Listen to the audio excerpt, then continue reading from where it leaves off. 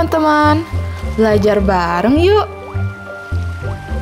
Kalian pernah nggak sih lihat gelombang pada kapal laut? Atau reaksi air ketika terkena papan selancar? Ternyata, pada saat kejadian itu terjadi, air laut mengalami gesekan loh teman-teman. Jadi, apa itu gesekan air laut? Tonton videonya sampai habis ya.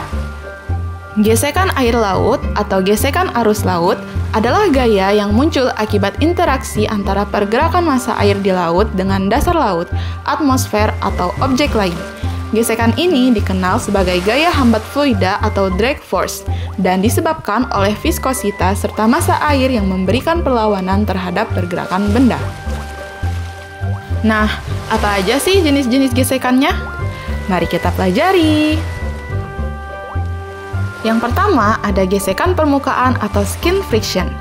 Gesekan permukaan terjadi di lapisan terluar benda yang bersentuhan langsung dengan air. Semakin luas permukaan benda, semakin kecil gaya geseknya.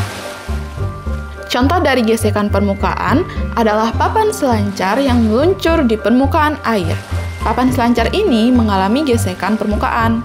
Gesekan ini membantu mengontrol laju dan arah gerakan papan. Yang kedua, ada gesekan tekanan atau pressure drag. Pressure drag disebabkan oleh perbedaan tekanan antara bagian depan dan belakang benda yang bergerak melalui air. Biasanya, lebih signifikan pada benda yang bergerak dengan kecepatan tinggi. Contoh dari gesekan tekanan adalah kapal selam yang bergerak. Saat kapal selam melaju di bawah permukaan laut, bagian depannya menghadapi tekanan air yang lebih besar dibandingkan bagian belakang. Perbedaan tekanan ini menciptakan hambatan yang disebut dengan gesekan tekanan. Lalu selanjutnya ada gesekan gelombang atau wave drag. Wave drag terjadi akibat pembentukan gelombang di permukaan air saat benda bergerak. Gelombang ini menghabiskan energi dan menambah hambatan. Contoh dari gesekan gelombang adalah kapal layar yang melaju dengan kecepatan tinggi. Kapal ini akan menghasilkan gelombang di sepanjang sisinya. Gesekan gelombang ini mengurangi efisiensi kecepatan kapal, terutama saat arus atau angin kuat melawan. Yang terakhir, ada gesekan turbulensi. Gesekan turbulensi muncul jika air di sekitar benda menjadi tidak stabil atau turbulen. Dan gesekan turbulensi ini meningkatkan hambatan juga. Contoh dari gesekan turbulensi adalah saat arus melewati terumbu karang yang tidak merata, aliran air menjadi turbulen.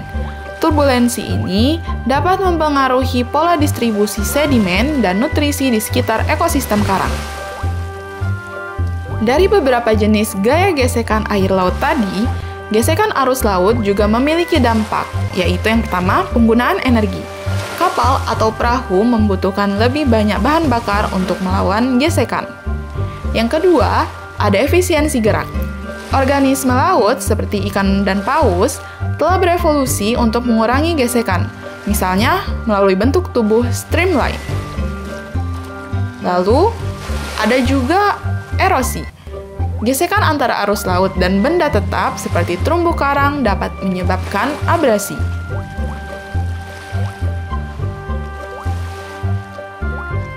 Nah, sudah paham belum tentang gesekan air laut? Semoga dapat dipahami ya dan bermanfaat untuk kita semua. Terima kasih dan sampai jumpa.